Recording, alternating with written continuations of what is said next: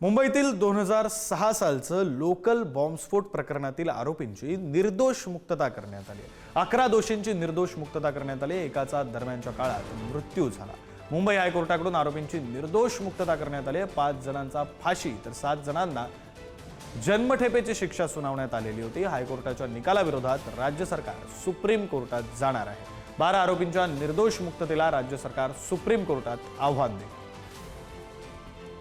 असं आहे की ज्या पुराव्याच्या आधारावर मुंबईचं सत्र न्यायालय शिक्षा ठोठावतं तेच पुरावे जर उच्च न्यायालयात टिकत नसतील तर चूक कोणाची आहे?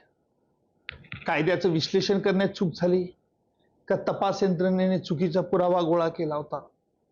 यावरती ते काही जे पोस्टमॉर्टम व्हायचं असेल ते होईल यथावकाश, परंतु आज मुक्तता होणं माझ्या मते ही गोष्ट गंभीर आहे आणि मला खात्री आहे की सरकार या बाबतीत सर्वोच्च न्यायालयात अपील त्वरित दाखल करेल। मुंबईतील रेल्वे ट्रेन बॉम्बस्फोट यावर आज जे मुंबई उच्च न्यायालयाने निर्णय दिला आहे, धक्का बसला आहे। निश्चितपणे 2006चा तपास, त्यानंतर लीगल रिप्रेझेंटेशन न्यायालयात मांडणी या त्रुटी राहिल्या असेल, परंतु मुंबईकरांना न्याय हवाय।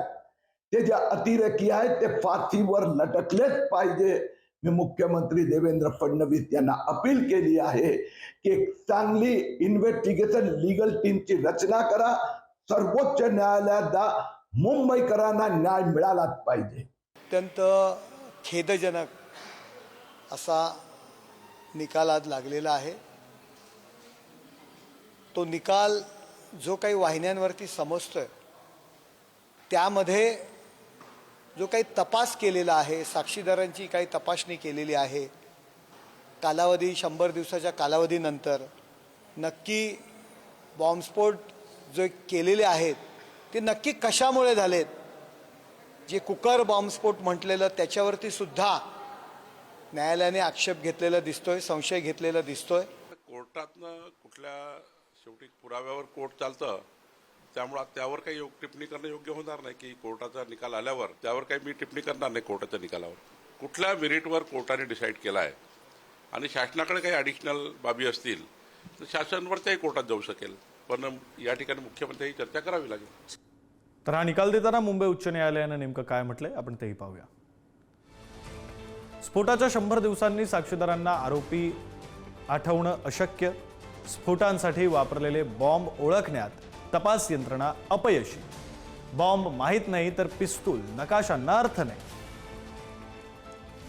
साथीदारांच्या साक्षी विश्वास ठेवण्यासारख्या नाहीत।